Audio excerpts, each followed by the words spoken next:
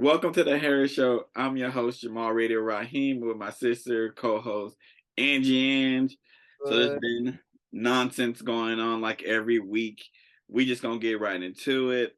We're gonna start with the author of Dilbert, which is a comic that's in newspapers, Scott Adams. He has some things to say about Black people. I'm gonna insert the clip right here so y'all can hear what he had to say. If nearly half of all blacks are not okay with white people, according to this poll, not according to me, according to this poll, that's a hate group. That's a hate group, and I don't want to have anything to do with them. And I would say, based on the current way things are going, the best advice I would give to white people is to get the hell away from black people. So that's what I did. I went to a neighborhood where I have a very low black population. So I think it makes no sense whatsoever as a white citizen of America to try to help black citizens anymore. It doesn't make sense. It's no longer a rational impulse. I'm going to back off from being helpful to black America because it doesn't seem like it pays off. Like I've been doing it all my life, and the only outcome is I get called a racist. It makes no sense to help black Americans if you're white. It's over. And I'm also really sick of seeing video after video of black Americans beating up non-black citizens. I realize it's anecdotal, and it doesn't give me a full picture of what's happening. But every damn day I look on social media and there's some black person beating the shit out of some white. So, he basically said that white people shouldn't help black people. He tried to say that, like, it was, I guess, like satire. It was bringing attention to the issue, basically. What are your thoughts on what he had to say? What are your thoughts on him saying he's bringing attention to the issue? All of that junk for I don't I don't think in order to bring attention to an issue, you need to be a part of that issue. I don't think people understand, like, you can be an advocate, an unproblematic advocate in so many different ways. Like, Mhm. no, sir, you're just problematic. You meant what you said. Right. And that's fine. If you don't want to help, don't. No one's asking you to. But we're also not asking you to go out and make statements like this. And I don't know. I don't get why people go on public platforms and just say shit like this and expect the world to just be like, yeah, you're actually right. Let's like let's be real. Like, I'm not gonna get into the whole systematic racism and all that because I mean we already know, but like what help is being done is what I want to know. Yeah, I don't know what he's To saying. an Like, extent where he needed to make a public statement. yeah. Like, what did he see that made him go, whoa, let's stop helping then? Yeah, not him saying like, "Oh, I'm trying to bring attention to the issue too." Is like, yeah, black people haven't been talking about this for years. You know, black people haven't been talking about What systemic or racism, all that type of stuff for years. That hasn't happened. attention? Like, and him saying like, he said like black people were a hate group and all that stuff, and he's saying like, "Oh, I was bringing attention to it." So if your way of bringing attention to it is by putting people down, you're Yeah. not bringing the right attention to it. You're Oh. making it worse. You're making the problem worse. You white man saying these things about black people, already a problem. Saying all of black people are a hate group, big Yeah. problem. Big problem. I personally am glad that all of his stuff is getting like taken down, all of his income, because you can't have no platform if you want to say stupid stuff like that. Yeah. Like him saying like he made a tweet saying like all of my income's gonna be gone because basically cancel culture, and it's like no, cancel culture is not real. I don't care what people say. It's not a real thing. You say stupid things, people stop supporting you. That's not cancel culture. That's you being stupid and people not supporting you anymore. Yeah. That's on you. That's not on the people. Why would that be on the people? Like they said, like, oh, I got canceled by black people. We don't have enough power to cancel anybody. we stopped messing with Kanye West years ago. That man became a billionaire twice. So we stopped rocking with him years ago. I just feel like Black people be minding their business, and then every day it's like someone comes out and says some wild ass shit, and it's like, unprompted. whoa, whoa, how did we get here? It's Relax. like they be going on tangents, and it's like that's why like you let people speak long enough, they're gonna tell you how they really feel. Like even like for instance on my TikTok, you know, which everybody should be following, you know, go follow your boy. But I said Eminem is in the top 20 MC, right? Or top 5 MC. And there's people who are going to dispute with how they feel. And I don't have a problem with people who are like, nah, I think lyrically he is, blah, blah, blah. But you let people talk long enough and they start saying, y'all just mad because a white man is dominating the Black genre. And he's like, see? I didn't even. There it is. It always comes up. You let people talk long enough. Let them talk long enough. They're going to say how they really feel. Exactly. And you know what? Like nothing like this surprises me anymore. I'm just more so I'm like, why do you feel prompted to say this shit? Like, okay, I just can't anymore. I'm prompted. Like nobody is like, it's so wild. We're not gonna help Black people anymore. All right. If that's what you want to do, I guess. Like, especially if all your income is tied to like newspapers and writing this comic and all this stuff. Why would you think like, do you know what it is? What it is like these white dudes, it's usually white dudes. They're like, nothing's gonna stop me. I can say whatever I want because for the time being, they have been able to say whatever they want. Yeah. So they're like, they're not gonna cancel me. I could talk bad about Black people because history has shown you can talk bad about Black people and people of color and nothing will happen to you, i.e. Kanye West. So he was like, I can do it too. But what he didn't realize is he don't have a classic album. He don't have a late registration. College dropout. You don't got that, sir. You know what I'm saying? Like at the end of the day, you got a comic that can get replaced. Easily. And they That's showed why you it was so easy for them to like they're like, oh yeah, we're not gonna mess with you anymore. They can find another person. People need to realize these companies, they are so quick to replace now when there's something problematic happening, they're like, cut ties, and then they release a statement. They like, go through if the cost, if you outweigh like if you don't benefit them, like you're costing them more money, more negativity, why would they keep you?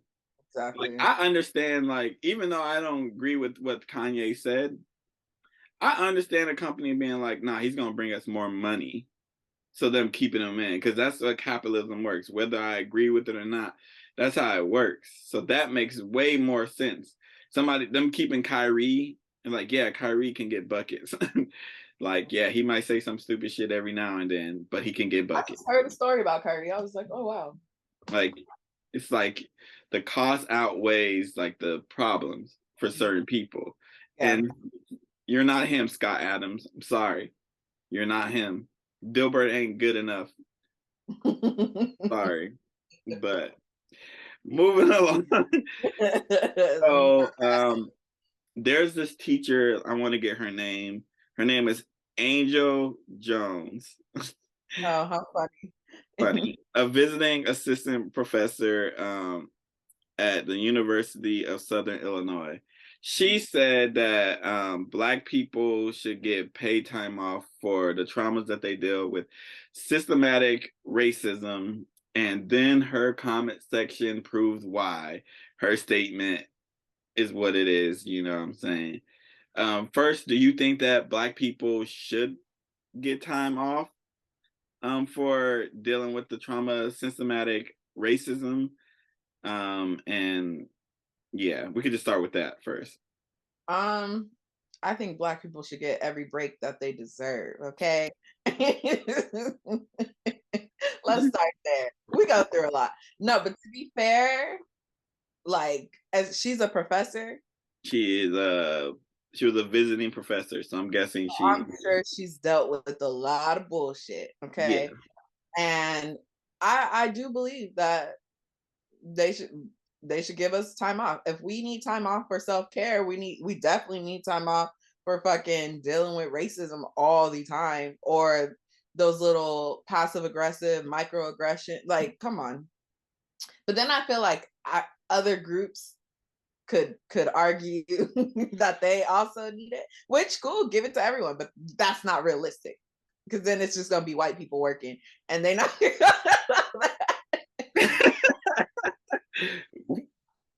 they're not going to allow just that. So they are not. I feel like yes, as a educator, as somebody who works in education, I would love to have paid time off for dealing with like systematic racism, dealing with racism, because it's hard sometimes when like kids ask you questions like, "Hey, Mr. Jamal, where's your family from?" And I tell them America, and they're like, "No, like, but where are they really from?" And then I'm like, I want to say, well, I don't know. They want you to say Slavery, shit like that. you know, you want to say, I don't know, because of slavery. And then like, but you can't talk about that in school. Yeah. Because they're letting you not talk about it. Like, that's hard. And being the only Black person working sometimes is real hard. Like, the only Black faces people are seeing, and you putting all that pressure on somebody. So I do, like, I would love it. I don't think it's realistic. If they not giving us reparations for slavery with all the evidence, they damn sure ain't giving us right. That's a fact. So I think though it should be required for all teachers to go through certain like how do I say this, training on like this type of thing. Like they shouldn't, like there should be a training on why you shouldn't touch my hair. There should be a training on why Black history is important. There should be a training on how not to microaggress people. Right. And here's the thing, like I totally agree with that. My thing is there's always gonna be people, they could do the training and not give a fuck. And that's the thing. It's like we do all this work, we have all these resources, but people still choose to be ignorant about it. But that's gonna happen regardless. That's what I'm saying. So it's like, what do we do with the ignorant people? Because the our system. Counter argument to that is you taking the time off, those people are, systematic racism is still going to exist. Right. So why do you deserve paid time off? Exactly. That's like what they're going to counter. Like I'm seeing both sides right now, and I'm like, oh yeah, I know how it would play out. I personally, look, I want the time off because I do need a day off every now and then to not deal with that bullshit. Especially in February, when y'all think that it's like the month that I really want, y'all be on some bullshit. So I would personally like that. I know it ain't happening. So I think there's, like when teachers have like the in-service days, their training, they should have to go through a whole training, not just teachers, principals, other faculties, librarians, everybody should have to go through these trainings on this. And then that day, like the Black staff and like I guess Black people microaggress too. I guess so we should be going through the training too. But I think it depends on the if we're doing like race, sure. If we're doing gender, like there's gonna be things. There should be that though, because then one, teachers they're trained in the stuff. So when something happens, they can't say like I didn't know. Because it's like, no, you did know, you went through this training. Now you are suspended. Even though the teachers union is the strongest shit. Teachers union is the strongest shit. But it's like, because then, like, what excuse can you make? You went through the training, and everything's not going to be perfect, but you went through the training, so you are aware. You can't use the excuse like, I didn't know. Yeah. Like most people use. I didn't know that this was racist. I didn't know I couldn't touch your hair, even though you wouldn't touch another person's hair. Like, I didn't know. And then there should also, kids should get talked to, not just for Black people. This, like, we just happen to be Black. But that's the thing. I'm like, these issues happen to obviously other groups So people. this should be happening. Like there should be trainings. Like skip all that dumbass trainings that we go through every year that don't matter. Mhm. Just get trained on stuff that matters. Even That's training on like how to deal with like trans issues and stuff like that. Take your whatever political They whatever don't know how to do that. religious beliefs. That's the issue. They can't separate their They're morals. supposed to though. That's the thing. Like, you shouldn't be in. I have to do it at work every day. Mhm. And like, yeah, we live in California. There's some teachers that you'd be surprised that like, oh, this is how you really feel. I've had instances where teachers thought like they can vent to me about certain things, and I don't know why I gave that impression that I like was on their side. I was like, oh, I actually don't. Oh, actually, no, I don't support. Barking up the wrong tree, player. I Sorry. remember during the election, and wasn't a teacher, but a staff member was talking to me about like, yeah, I don't really like Trump, but like I don't like Biden either. Like, you support Rubio, right? I said, fuck no. I said, what made you think that I would trust him either? Right. I was like, why would I trust any of them? They can all eat two dicks for all I care. Like, but she sparked a good conversation. Her comment section definitely showed why something needs to happen. Mm-hmm. People emailing her, calling her nigger. I'm curious as to how it would be if a white man made that comment. How his comment section would be. His comment section would probably be full with like nigger lover. Right? Like, oh my god, imagine. All type of like craziness, because they gonna say crazy stuff to him too. Mm-hmm. But he would probably not get the flack, and like this would probably get actually considered if he said it. Whether when black people say it or women say it or people of color say it, it don't really get the attention or the need that it really needs to be. Yeah. But she sparked a good conversation. I don't think it will ever happen. Yeah, I wish her well though, because I can't imagine getting all that hate. I hope she's not reading that shit, because she probably reading it. We check our emails every day. Yeah. Like you in school, you check your email probably every day, even the weekend. Oh yeah, for sure. So like, a teacher's checking her email because parents might be emailing you, and that's the thing too. Our emails are public.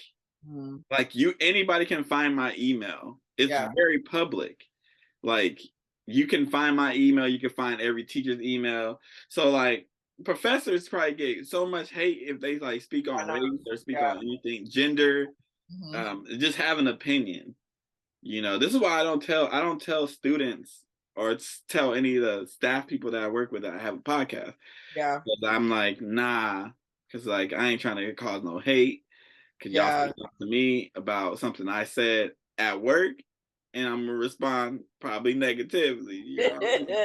I need a job. Yeah, it's not. So, I think there should be something done. Mm-hmm.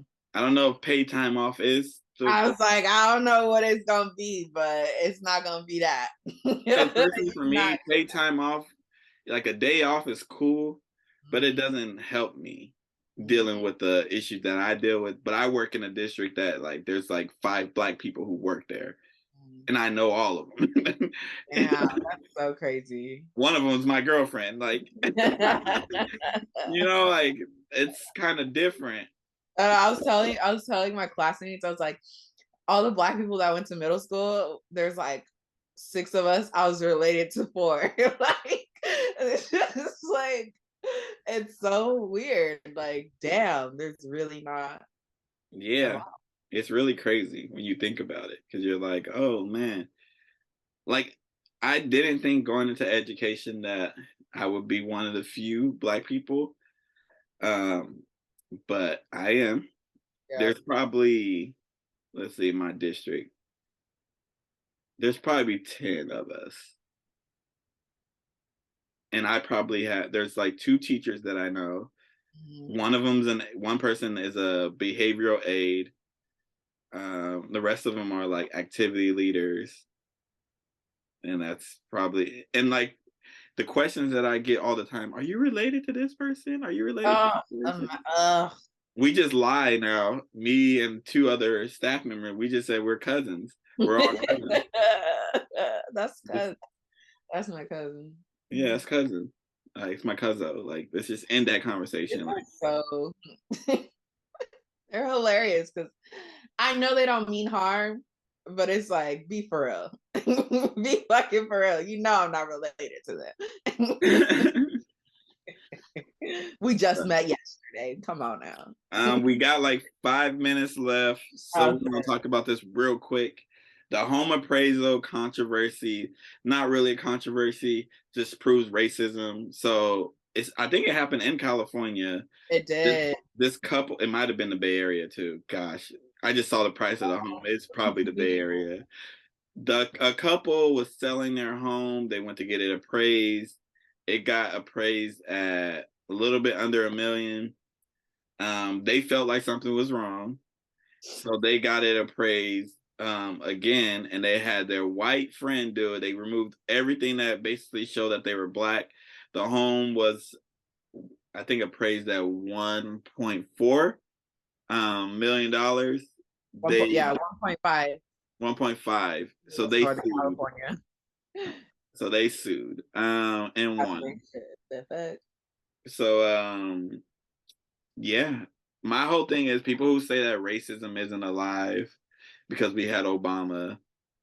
There's way more other forms of racism. That's crazy though, to have that much money excluded because you're black. And I feel like that happens all the time. I feel like that happens with buying homes. That definitely happens with getting loans. That happens with like getting to schools. Happens with every aspect of like probably like getting car insurance. like I remember the NFL said that like black people were like dumber. Like the NFL and their concussion lawsuit. That's what they said. Recent. This is very recent, guys.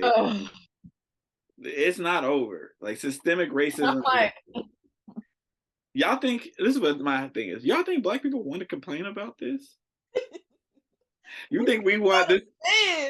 You think that's the best thing of our day is to complain? Right. That's what we want to do. We want to complain about stuff like this. I'm glad that couple sued though. I'm glad too. I'm really happy they sued but it was like they want to undisclose amount. I'm like, yeah, they're not gonna tell you what the fuck they want. What you counting their pockets for? But it's ridiculous. Because I think most people they hear 995,000, be like, oh yeah, okay, that's good. But like they probably have friends in the neighborhood who sold and they know what the value is. I'm gonna say this too. If that house was in the Bay Area, that is the red flag right there, that price. I know people in other places, you hear that price and you're like, yeah, that's good. Yeah. If you're selling a house in the Bay Area, especially if you're selling a house in San Francisco, and that's the price that came back, they are hoeing you. They are hoeing you. Houses are going for 1. They starting at 1.2. I mean, you got to bid. You're in a bidding war. That's what I'm saying. It just makes it sad for all the people who really be getting played like this. It's like, y'all ain't shit for real. Shit. Really ain't. People, and I don't be like letting stuff go, so I would have held on. I would have disclosed the amount that I got. I would have said everything. I would have called for it. I would have called for the people to get fired. I would have put that company on blast. I hope they did. I would have put everything like, nah, you're not gonna play me like that. That's one thing that's not gonna happen. Like, the only thing that changed is we took our pictures down, and they had their friend. The white friend. That's very key. A white friend. Like, so, miss me what people say like racism is not here. It's very alive. You know what I'm saying? And this is why I have a strong hate for Donald Trump, because he made it. I mean, he did a good thing by bringing the racists out, but he made it comfortable for people to be openly racist. Comfortable. very comfortable, and I almost had to beat a couple people up because of him. And I don't want to fight ever again. I'm not a fighter. But people be saying some stuff, and it takes a lot. Like, but yeah, no. Best wishes to that couple. Best wishes. Also, people, before we get off, don't let TikTok and social media get y'all knocked out by somebody.